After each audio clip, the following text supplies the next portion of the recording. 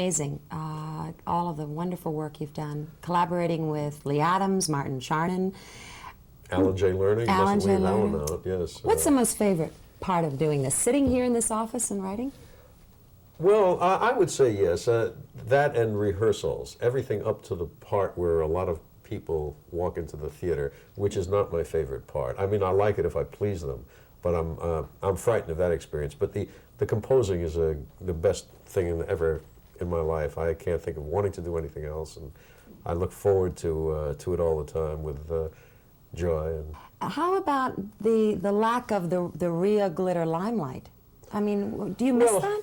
It's mixed feelings. I certainly relish my privacy. On the other hand, I've never been anything but thrilled if somebody says, "May I have your autograph?" which people do, and I get fan mail. I do like that enormously. I can't be a hypocrite about it.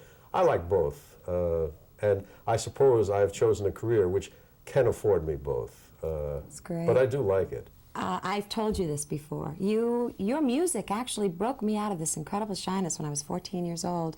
Remember? I do remember, and you did it once on the Good Day show. Bye Bye Birdie. I was 14. I was so shy I couldn't even look anyone in the eye, but somebody pushed me out in the middle of an audition to sing a song, One Boy. So do it. Like this. This is how I stood, all my friends. One boy, one special boy, one boy to laugh with, to joke with, have coke with. One boy, that's the way it should be. One day you'll find out this is what life is all about. You'll meet someone who is waiting just for you. One boy, one special boy, one boy to be with forever and ever. One boy, that's the way it should be. That is just lovely. And I'm not just saying this because we're on camera. You really sing wonderful. Can I come around and talk to you, sit next to you? Please. Seems only fitting to sit next to this man Just who saving this chair for you. does the music and the lyrics, and that's something we should talk about because you are now doing both. I wrote a piece 3 years ago. It opened in London called Nightingale, and I did all the lyrics myself. I'd been very encouraged by a man, I don't know whether you'd be familiar with him, he passed away recently, by the name of Bert Sheveloff.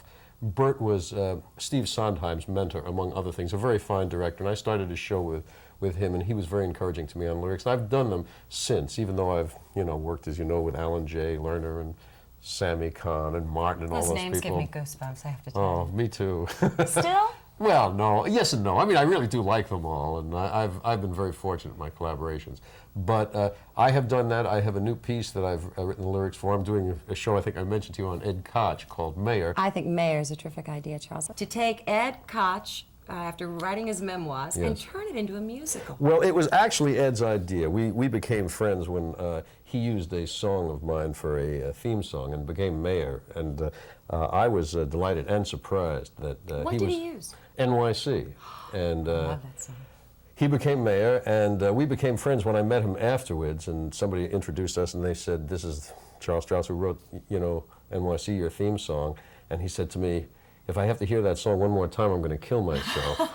So after that, we kind of became friends, and then he had this, what he called a dumb idea, and I thought it was in a way too, but he's given us approvals on it, and we've done something that we hope will be interesting. All right, now you're making fun of you've got everybody in it. Leona Helmsley from the Helmsley Palace, all the characters, the politicians, even Lindsay. Lindsay is in it, yes. He has a, How about a little of what you're saying about Ed Koch musically in this? Well, I can play you a song that's not at all satirical. It's the opening number of the show when he wakes up in the morning, and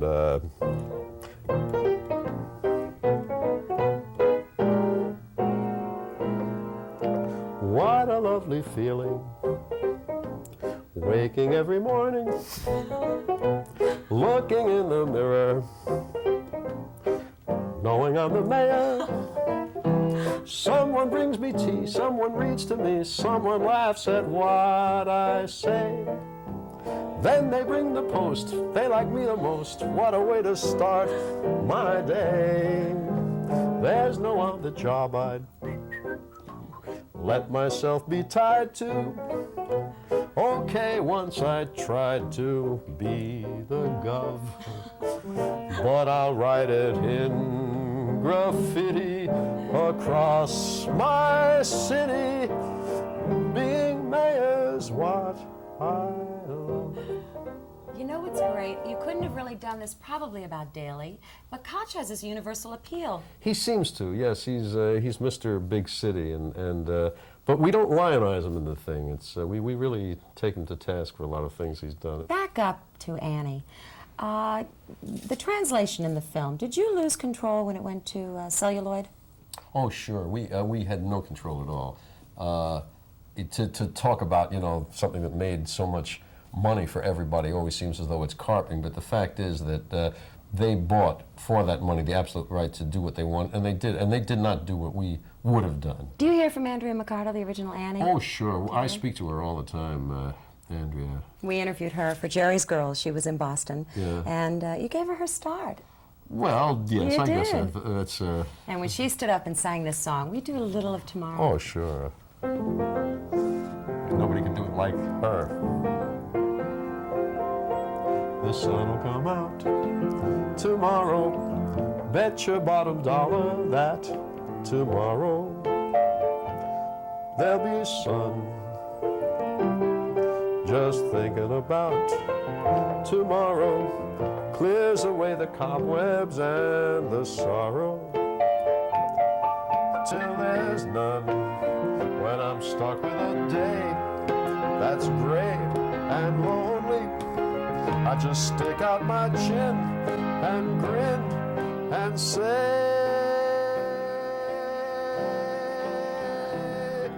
the sun'll come out tomorrow, so you gotta hang on till tomorrow. Come what may, tomorrow, tomorrow, I love you tomorrow, you're always a day away. Big finish. Tomorrow.